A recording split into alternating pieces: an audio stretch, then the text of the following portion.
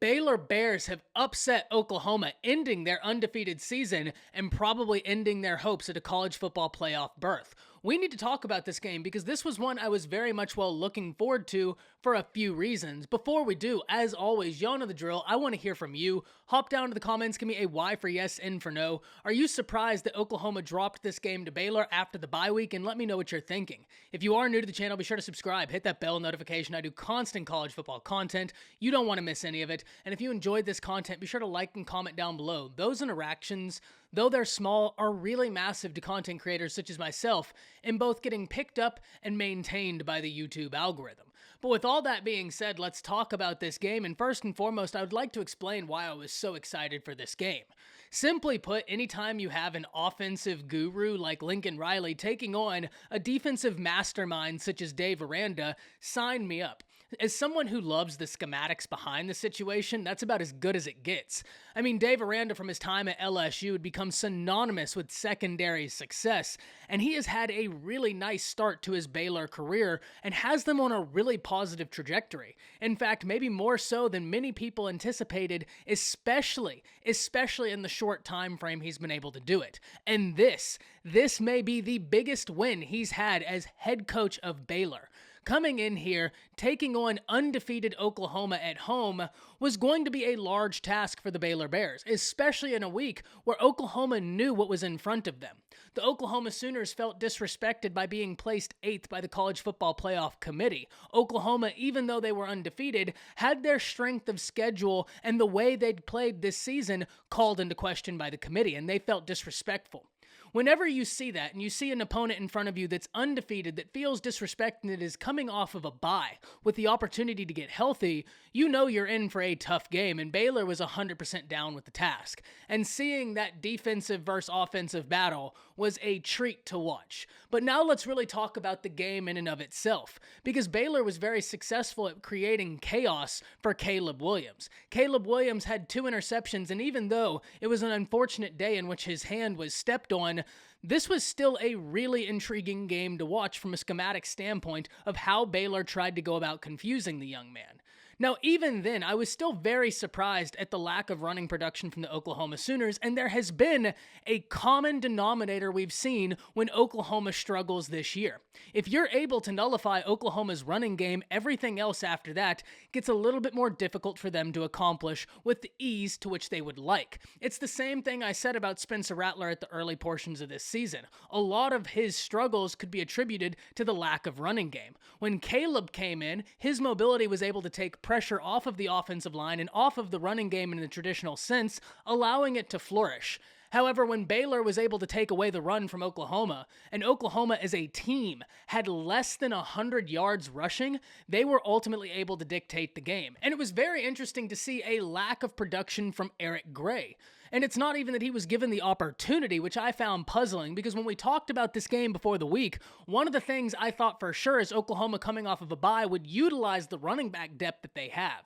In between Kennedy Brooks, Eric Gray, Marcus Major, I thought for sure we'd see some depth at that position and some different faces. However, at the end of the day, Kennedy Brooks gets 13 attempts, Caleb Williams had 10, Marvin Mims had 1, Eric Gray only had 1 rushing attempt, and so Oklahoma isn't getting the pieces involved in the running game that many individuals thought you would be able to. So at the end of the day, we saw a consistent common denominator. When a team was able to affect Oklahoma's run game, they were able to get the offense off rhythm, and that's exactly what Baylor did. And that struggle from taking the run game away translated into the passing game. Because even though Caleb Williams is a phenomenally talented quarterback, and sky truly is the limit for his upside, there was a reason I was so interested in seeing him play a defense that was ranked within at least the top 75 in college football. Because as great as Caleb Williams has been, he's had the benefit of playing really bad defenses up until this point. I mean, if we look, we're talking ranked 112, 127, and 83rd in the nation up until this point right here. And so he's been fantastic, but he was young, and I was very interested specifically to see what a Dave Aranda defense would do. And even though he didn't have the day he liked, his injury is certainly a reason as to why. Now, let's not get it confused. Baylor did some really good things, and I don't want to take any credit away from the Baylor's defense as to what they were able to do, the chaos they were able to create.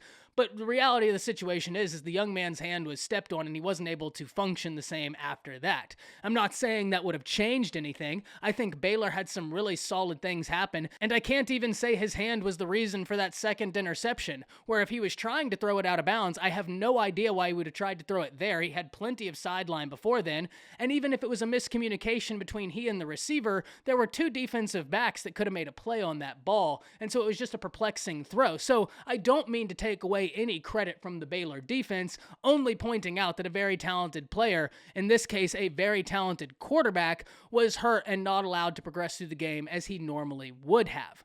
On the flip side, when we talked about this game during the week, the main thing I said Oklahoma is going to want to do is take away Baylor's rushing attack. Because if you take away Baylor's rushing attack, you can affect this offense in a positive manner. And that's the one thing Oklahoma just could not do. In fact, Baylor had multiple running backs show out today. Oklahoma had 78 yards total, and Baylor had two running backs go over 100 yards themselves. In fact, if we look, Oklahoma had 28 rushing attempts for 78 yards, averaging 2 yards a carry, whereas Baylor had 47 attempts for 296 yards. So the Baylor Bears were very committed to the run game, and they had two running backs go over 100 yards. Whenever you're playing a team and they can get multiple guys over 100 yards, you're asking a lot of your defense and subsequently your offense. Because think about it like this. If your defense is on the field and they can't get the other team off the field, and the other team is able to chip away at the clock, chip away at drives, extend drives through the rushing attack, now you're asking your defense the next time they're on the field to get off the field instantly. And you're asking your offense to make up for lost time, which can create panic situations for your offense, basically making you do things that you otherwise would not do, making you play out of character. That's why it's so important in these games to be able to take away what it is the other team does well, what allows them to be in the flow of their ball game. In Baylor's case, it was the rushing attack today. And without being able to take that away, Oklahoma was never able to disrupt the flow of Baylor's game. And in fact, the opposite was true. Baylor was able to continue their flow throughout the game, and Oklahoma had to try and adapt to that. This is a very intriguing game, and what it will mean for the Big 12 going forward. Oklahoma only has one loss, and they have Iowa State and Oklahoma State ahead. So I am very interested to see how the Oklahoma Sooners rebound after this. Because unfortunately for the Sooners, if the College Football Playoff Committee had you at 8 before this game, and this was your first ranked game, and you didn't get a win, it's going to be very hard for you to make the playoffs after this point. So I'm very interested to see how the Sooners coaching staff, how the Sooners players respond next week and through this week of practice. Hop down to the comments, let me know what you're thinking about this, because this was a really intriguing game to watch. I loved the schematic chess match that went on in this game. For someone like myself, that was like a kid on Christmas. So I'm very interested to hear from you. That's it. See ya.